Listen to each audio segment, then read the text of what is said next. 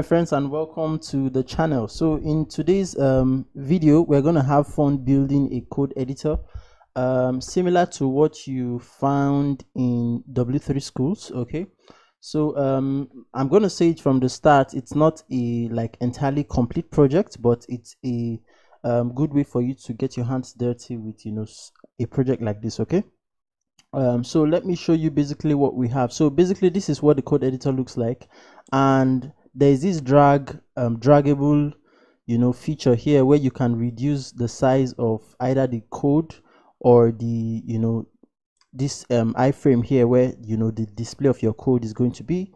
So that's one. And then if you click on the run button, right, your code, whatever code that you type in here, would be displayed here. So but let me just change this to I'm just going to do a h1 tag. So I'll just say heading and 1, and then I'm just going to close that. And if I click run here, you see that we have heading 1 right here. So I can also set a dark mode on my code editor here. Let me do something. Let me just copy this, right, and I'm going to just paste that in. And then I want to add some inline style. So I'm just going to say style and set it to be equal to, it's been long, I did some of these things. So color, and I'm going to set it to red and close that. Okay, and if I run, ouch, if I run, okay, style equals color red, style. Oh, I see. So I'm supposed to have a colon here, a colon, not a semicolon. And if I click on run, you see here that we have it taking effect. So basically you can actually write your you can have these for maybe your projects where you're teaching people how to code, and you want a code editor within that project. Okay, so I can change it back to light mode and dark mode and stuff like that. And then there's this other feature where I can, if I click on live, okay, if I check the live button here, what happens is if I any changes I make will appear live. So let me just show you. So I'm going to do h2 just to make it different, and I'll say heading 2, and then I'll close that. Oh, that should be heading 2, and then I'll close that. And as you can see, as I'm typing, whatever it is I'm typing is displayed here. So that's basically what we're going to do in this project. So let's start and let's get our hands dirty. So let me just minimize this, and this is the template I'm going to use to start. So it's just a HTML skeleton. I have this font awesome link that gives me this play icon here, and then I'm connected to style.css and script.js. So empty files, that's what we have here. All right, so let's get started. I'm going to open this with live server so we can see what we are doing as we code. Okay, so yeah, so as you can see, it's an empty file. So let's get started. Let me just make sure that my recording is all right. So my recording is fine. All right, so we're going to start by adding this section here. So I'm going to add a div for this section. So let's just come down here, and I'm going to give it a class of editor menu.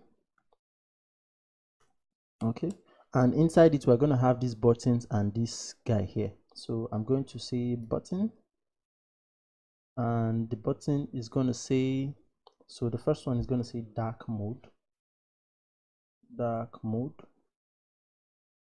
Actually, I should not actually say anything inside the button yet. Let me just give this button a class. Sorry, let me just give it a class of btn and btn hyphen, yeah. And then I'm going to duplicate this 3 times. So the first one, I'll say btn hyphen dark, and then I'll say dark mode. Okay, and then for the second one, I'm going to say btn hyphen light, and also going to say light mode. By the way, if you're not subscribed to my channel, please subscribe. I need you to subscribe. So inside of this one, I'm going to first, okay, let me just say run first. So this is going to say run, and here I'm going to add the font awesome icon. So I think I can just say I and hit tab. Oh well, I need to give it a class of so it's going to say FA and FA hyphen play. Okay, and I think that does it. So let me save and let me just see what we've done so far. All right, so that actually does it. So the last thing we need to do is to add this label and input with the checkbox input. So I'm going to come down here and I'm going to add a div, and this div is going to have a class of live, and inside is where I'll then first add a label, and the label is going to be for live, L-I-V-E. Okay, and the label is going to say live, and I added a hyphen, yep, just to separate it. I didn't want to add too many styles. So we're going to add an input. Oh, this one is going to be a class of checkbox. So, and it's going to have an ID of live. I can't remember if I actually used the ID. I played around with these things a little bit, so I'll just leave it like so. So an ID of live, and I think that is fine. Okay, so we're done with this top section here. Let me just save this so we can see what we have. Yeah, so this is what we actually have, but we're going to style that and it will look nice. So the next thing we'll do is this container, this main container here. Okay, so I'm just going to come outside of this one, and I'm going to create a div with a class of container, and inside I'm going to create one div with a class of left. Okay, and then another div with a class of right. Okay, that is just like this is on the left and this is on the right. Okay, we're still going to put content inside of it.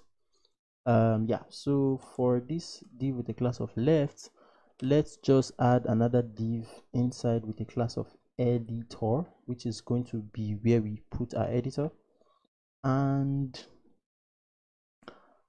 let's see. Okay, I think just giving it a class is fine. Okay, so inside of this class I'm going to specify content editable, okay, to make it such that whatever is inside is editable. And then I'm just going to say write your code. Sorry, that should be write your code. And okay, so that's it for that. And for this one we are going to put an iframe. So iframe, and the source we're going to leave it blank, but the frame border also going to be blank, but we're going to give it a class of iframe. Okay, and let's save. So we're done with the markup. Okay, so let's just see what we have. Yeah, so this is basically what we have, and it's not much, but we're going to add some CSS and it will start looking nice. So let me just look at my markup one more time, and yes, we're definitely done with the markup. Okay, so we'll head over to our styles.css and let's begin to add some styles. So first off, I always like starting by adding like a reset. So I'll just do the all selector and padding will be set to 0. Same for the margin, and then we're going to set the box sizing to border box. Okay, right, so that's that. I think I may use rem in I may use rem value for, so I'll just say 62.4. is this 4 or 5?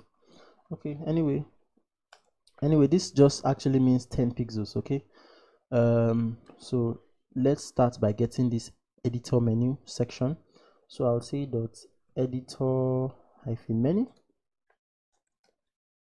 and let's just give it a width, make the width 100%, and let's give it a height of, I'm just going to do 6 rem. Okay, and let's, okay, maybe I'll give it a background color first. So background color, so we can actually see what we're doing.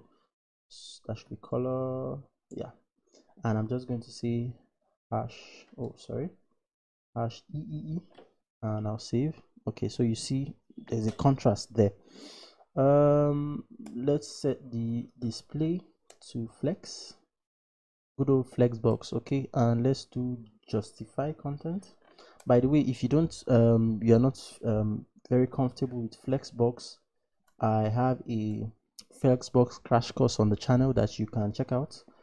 And if you're not super comfortable with HTML CSS, I have a course that I'm like confident that if you take that course, it will make you you become very confident about your HTML and CSS skills. Okay, so this should be okay. Align items. So I was talking, that's why I forgot where I was.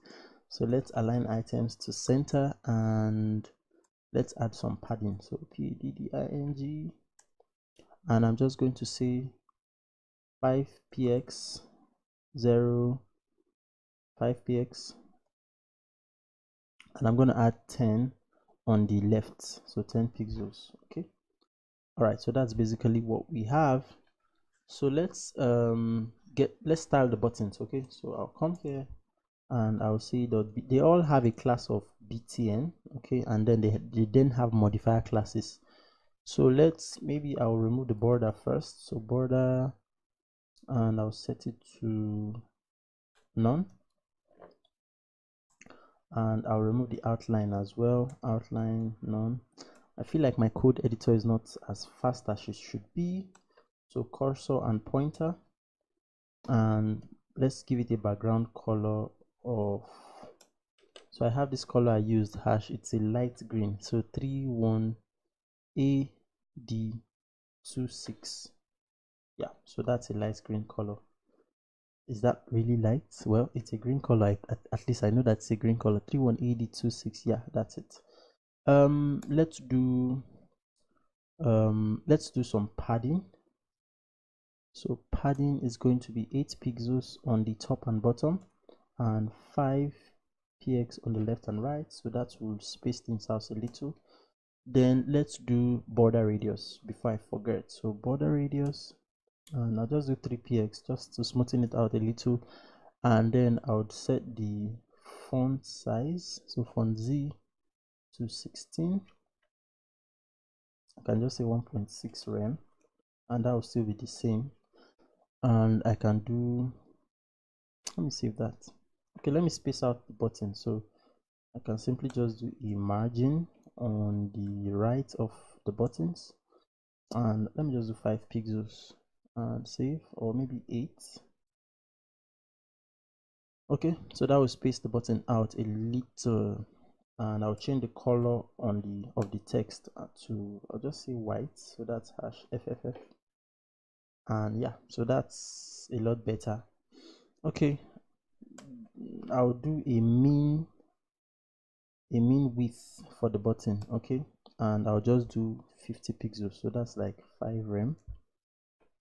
Okay, yeah, so I think we can let me just make sure, see if anything changes. Okay, so it's the same, 5 rem. All right, so I'll change this to like maybe 7. All right, so where are we want to, let's add a hover class for the button. So I would say .btn and hover. That's a pseudo class, not a class. I call it a hover class when I'm talking, but it's actually a pseudo class. And I'll just change the background color, so I can basically just copy this and paste it here, and basically I'll just change it to a simple color, so oranged red, and save. So when you put your cursor on the button, it's important to add a transition so that the color changes smoothly. So I'll just say all and 0.3 seconds, so the color will change smoothly. Okay, all right, so let's style this guy here, this live, and so I'll just get the div. So you remember it has a class of live, and basically let's start by giving it a font size of 1.6 rem, and I don't think I imported any font, but I'll just give it a font of bold just to make it a little bit big, and I'll set a border around it, so border of 2px and solid, and I'll just say orange red as well, so orange red, that's fine. Okay, so we've given it a border. Let's add some padding just to space things out a little, and I'm just going to do 5px all around, and let me save that. Okay, so if you notice something, you see that they are not like on the same line. Okay, so we can just use the flex box to do that. So flex, and that will be align items to center, and that will put them on the same line. Okay, so I really don't want to spend so much time on that. Let's add some border radius to 3px and save. So this is actually okay, this is good to go. So let me click on it, and yeah, so that's fine. All right, so I want it to like have a cursor, a pointer effect when you hover on it. So I would say cursor and set it to pointer. So but then there's something, when you like hover on the div itself, it becomes the cursor pointer effect takes place, but when you go in, it loses that. So let me show you how you can do that. So I'll say .live, and I'll select all the children. So this is how you do it. Yeah, so all the direct children, and then I'll then give it a cursor pointer property, and then you see that when you hover on it, you have the cursor pointer effect. Okay, so now let's get the container and style it. That's the code editor and the iframe. So basically we'll just come down here. How long have I spent? 16 minutes. Okay, so let's just do container, and for our container, let's say position of, I think you can do AB, and you get position absolute, and from the bottom right, we want it to be 0px, so I can just say 0, and from from the top I want it to be 70px, so I can just say 7 rem, I think, and then I want it to have a width of 100% off, and I'll set the display to flex. Okay, so remember we have an iframe and an editor on the left and an iframe on the right, so I'm flexing the display to put them side by side, but we're not seeing them yet, but don't worry, we're gonna sort out that. I'm going to do the left here, that's for the guy on the left, which is the editor, and for that I'll just give it a height of 100% and a width of, I'll just set it to 50%, and a border, so border property 1px solid, and I'm just going to do hash, so d5, so let's just do d5. Okay, and that's fine. So let me save that. Okay, so you see here that we have this border around it. Okay, so you remember there is like a, let me show you something. Let me go to the index html. Okay, I think I missed out something. I want there to be like a bar like between these two contents here. So you know what I'm going to do? I'm going to, just after the left, like in between the left and the right, I'm going to add a div with a class of bar. Okay, and basically I'll just give it a title. So let me show you what I mean. I'll come here, and if I hover my mouse on the middle here, you see click and drag. Yeah, that's what I want to do. So I'll come here and I'll give it a title. So it's an empty div with a title of click and drag. Okay, that's it. And let's go back to our styles.css, okay, which should actually be the second file, and we're just going to add some properties for the bar. So I'll just come here and I'll say dot bar. I'll give it a width of, so that should be width of 4 pixels, so very tiny width, and I'll give it a height of 100%, and let's give it a background color. So I'll just do hash EEE, that's like some kind of gray, and I'll set the cursor to width-resize, okay, that W-resize, okay. So you see here we already have this guy here, and when you hover on it you see that it says click and drag. Of course it's not going to work yet because we need some JavaScript to effect that, okay. We're going to create a drag function with JavaScript. All right, so let's style the right div. So I'll say dot right, and for that I'm just going to give it, let me just see, I think I can just copy all of this, right? And instead of copying it, man, Zeno, what are you doing? You can just come here and say dot right. Okay, then for the right I'm just going to set a, okay, let me just save that first. You may not appreciate why I'm, okay, well, I can always explain later. So I'll just set the flex to 1 and I'll save. Okay, yeah, so it doesn't work yet, but we're going to, you know, make it work with JavaScript. Okay, so this, we're getting very close to what we have here. Okay, so what we're going to do is I'm going to, you know, inside of this left now there's another div with a class of editor. Let's pick that div and let's style it. Okay, so I'll just come down here. How many minutes? Oh, 21 minutes. Wow, let's see if I can finish this before 30 minutes. So I'll say dot editor and I'll just give it, so width, width of 100%. And so, or maybe what I can do is, let's see, I'm thinking what I want to do here to save time. Well, let me just continue. So width, and I'll just give it a height. So height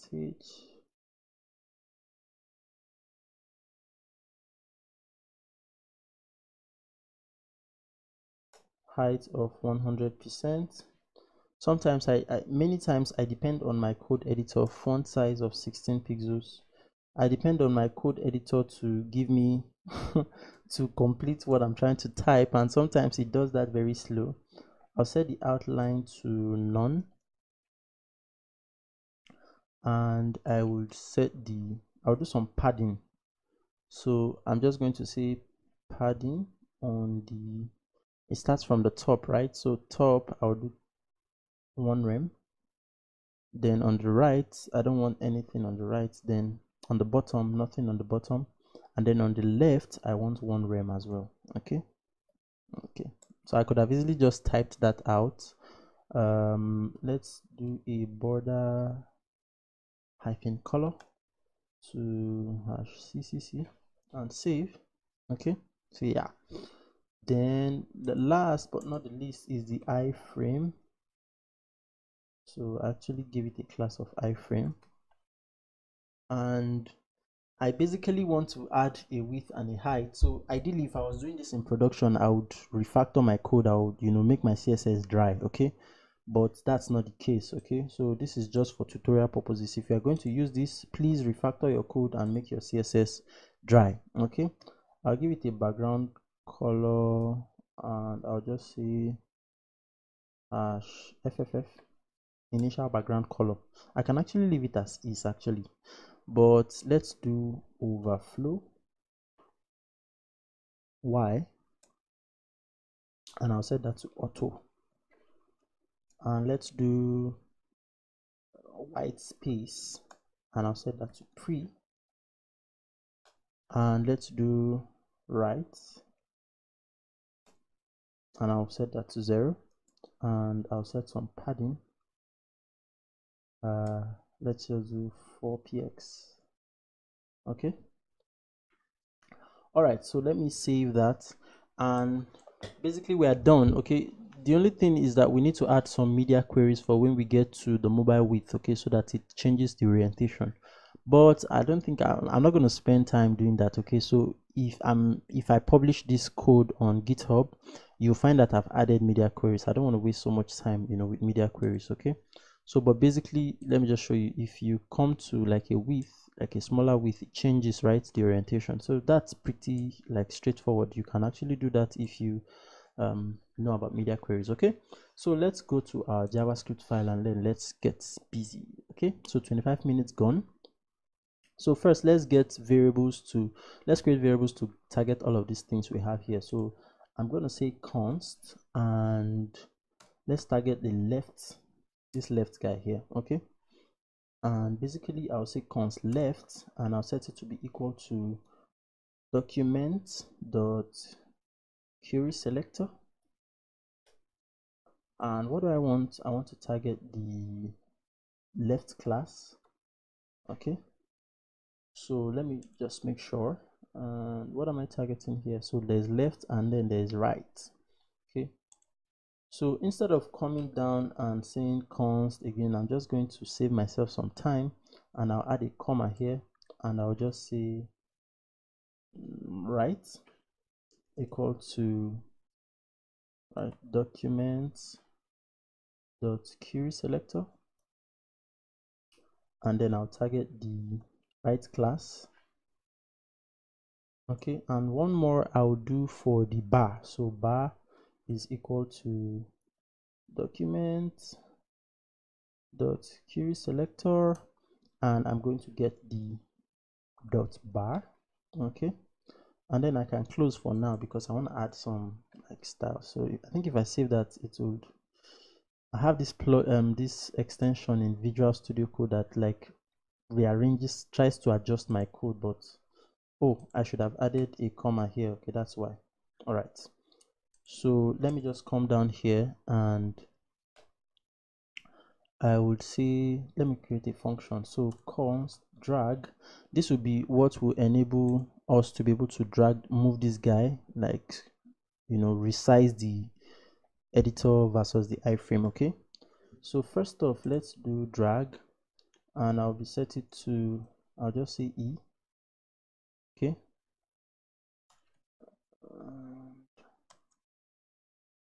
okay, so basically, all right, so basically what I want to do first is let me just E dot prevent any kind of default. So,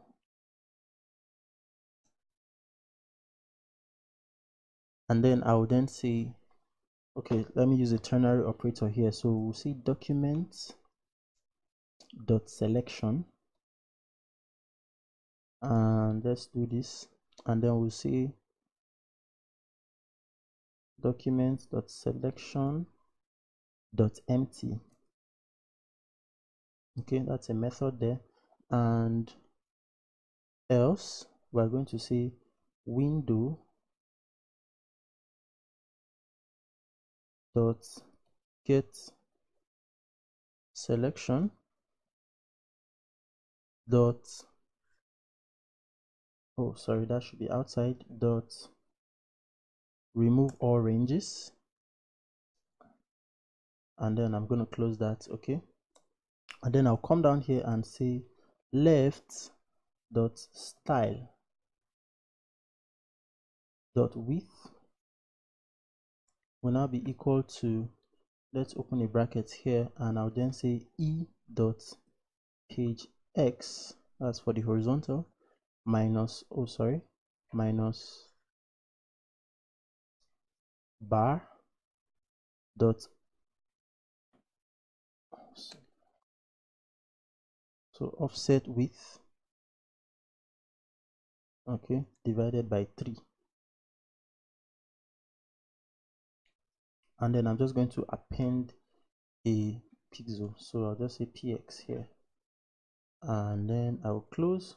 Okay, and then I'll then say editor. Did I create a variable for editor? Oh, I didn't create a variable for editor, so I will just come here, add a comma. What have I done? I'll add a comma, and I'll create a variable for editor, and I'll set it to equal to, I think it's also query selector. So instead of typing all of this, right, if you like, there's a shortcut, I can just use Alt and Shift, and then I'll just do that, and I think I'll just change this to editor. Okay, and then I'll also change this to editor. Okay, so faster coding. So editor dot resize. Okay, because that's what we want to do. We want to resize the various components of the editor. So editor dot resize, and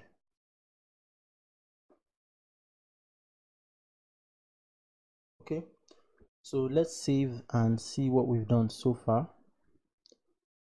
So so this is it. Let me just refresh the page and make sure. So I think now we can drag. So let me just, okay, so something is definitely wrong. So let me just quickly make sure that I have not made a typographical error somewhere. So just give me a second to do that. Oh, there is actually no typographical error. It's just that I have not added an event listener, okay, to the bar, this bar here. Okay, so maybe I'll just come down here and I'll say bar dot add event listener, and basically the event listener I want to do is a mouse down event. So mouse,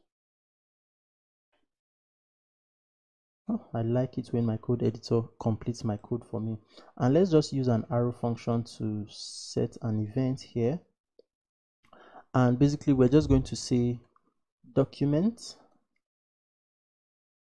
dot add event listener.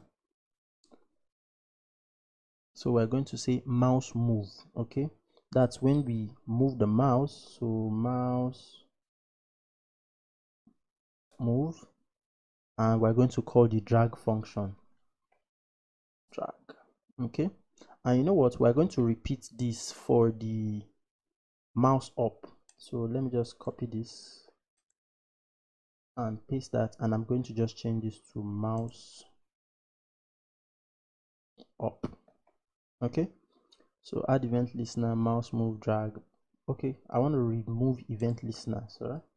So I'll say remove event listener. Okay, so basically when you select down on this, you are calling this event listener, and when you remove your, when you remove your hand from pressing the mouse, you are getting rid of that event listener. That's basically what we just did here. Okay, so let's just make sure that everything is fine here. I think, oh, this my autocorrect has, so this should be style. So left.style.width, and any other thing? I don't think so. So let me go ahead and save, and let's test out this guy here. All right, so yeah, so it works fine. So basically with this small drag function we created here, we've been able to set it such that we can move the we can resize the editor and the iframe. Okay, so that's basically what we just did with this small function we created here. Right now, what we're going to do is we're going to add another event listener for when we click on run code. We want what is here to be rendered here, right? So that's what we're going to do now. So we're going to add another what's it called, variable. Okay, so I'm going to change this to a comma, and I'm going to call this run, run, and we're just going to target, I think we have, yeah, the run. Let me just confirm that it actually runs. So where is the button? Okay, so it's btn-run. Okay, so let's go back there, and okay, and save. All right, so we've added the variable. Now we need to add an event listener. So I'm just going to come here, I'll add a comment and say what will I name that comment? Let me just say run button event listener, run btn. Okay, and basically we're just going to say run dot add event listener.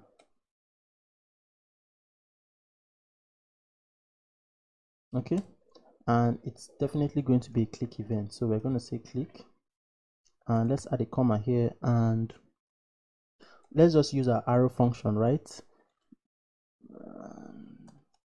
Okay, so basically what we want to do first is we're going to create a variable. So I'll say const and html, oh sorry, space, that variable is going to be HTML, and I'm going to set it to editor.text content, right? And I think there's one more thing we need to do. We need to create a variable for the iframe. Okay, so we can just duplicate this, change this to a comma, and I'm going to change this to iframe,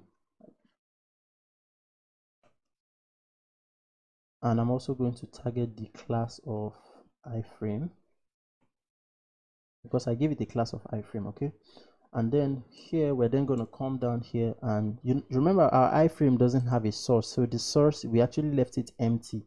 That's what we did here. So we're going to now set the source in our JavaScript. So I'll then say iframe dot src, and I'm going to set it to be equal to, so let me open this, data and text /HTML, and then I'll close that, and then I'll then say char set, and will be equal to UTF-8.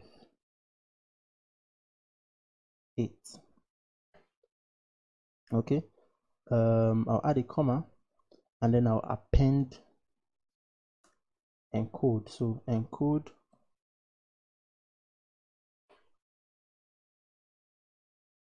and then I would put my HTML variable inside here, HTML, and I will close. Okay, so when I type long like this, I usually like to just make sure that, okay, so this should be URI. I usually like to just make sure that I've not added something wrong, like a typographical error, but then there's always one way to find out. It's just to save it and to click on run. And as you can see, we have what we in the code here, we have it displayed here. So let me just add something else, and let me click on run, and as you can see, it works. Okay, so now what do we want to do next? Let's set the dark mode and the light mode. Okay, so we're going to add more variables. So I'll just come here and I'll just duplicate this, change this to a comma, and I think it's btn -dark, and I'll just change this to dark mode. Okay, and while we're at it, let me just create one for light mode. So I'll say light mode, and I'll change this to light, and then I'll change this to a comma. Okay, if not, we're going to get an error. So what we're going to do now is, let me save this first, and let me come down here, add a comment, and say set dark mode. All right, so to set the dark mode, we're going to call the dark mode, so dark mode, and add an event listener. Okay, it's definitely a click event, so it should go in here, so click, and let's use our arrow function. So arrow, and like so, and basically what we want to do is we want to get the editor and change the styles. Okay, so I would say editor.style, ouch, YLE. Okay, and I'll set the, what am I doing, background color. So you use camel case, yeah, when you have like a hyphenated word, and I'll set it to be equal to, I'll just set a, so hash 363836. okay, so that's some kind of dark color, and I'm going to repeat this and change this to, so this will just be color, and I'll just change this to EE. Okay, and then basically I can simply just grab all of this, or maybe except the comment, or I can do the comment as well, and then I'll come here, paste that in, and change this to light. Okay, and then I'll also change this to light. Okay, so but for the lights, basically I'll just remove the properties and allow the default to take effect. Okay, so that's basically it. Let's save this and let's test it out. So I'll click on dark mode, and as you can see, it works. And I'll click on light mode. Ouch. So let's find out what it is. Maybe if I just look at it, so it's light dark. So that's why. So this should actually be btn and light. So it's just a variable thing. So if I click on dark mode, light mode, dark mode, so that works. All right, so we're almost done here. Now the last thing we need to do is we need to set a function such that when you click on this live code, right, anything you type here will be automatically rendered here. Okay, so let's do that right away. So I'll come down here, and do I need to set a variable for this? Okay, yeah, I need to set a variable for this guy here. Okay, so well, do I really need, well, maybe I don't need to set a variable. I'll just do everything in one line. Okay, it's going to be long, so let me just add a comment here and say live code. Okay, and then I'll say documents. So basically I'll just check if this guy is checked, right? And I'll call a function, or I'll do something.